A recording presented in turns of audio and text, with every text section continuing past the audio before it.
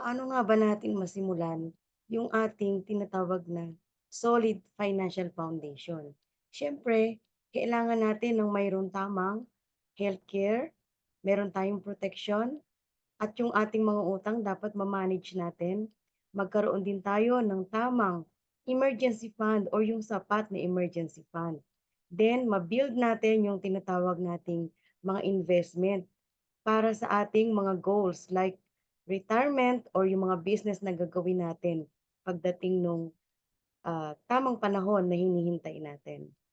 So, umpisahan natin yung tinatawag nating solid financial foundation na strong at mabuo natin. Mag-start tayo ngayong 2024 kung hindi pa tayo nakapagsimula.